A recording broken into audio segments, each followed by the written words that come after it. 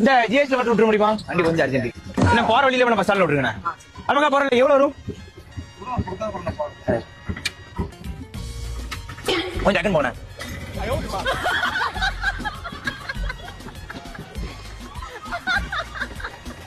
என்னாச்சு?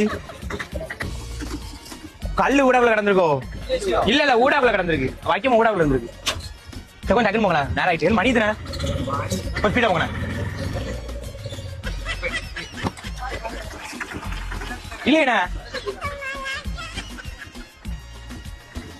இல்ல இங்க யாரு வச்சா? சரியா நல்லா பாத்துக்கோங்க. கல்லு வேற எங்க இருக்கான்னு. என்னத்த நல்லா கல்ல பாத்தியா? அப்படி நீ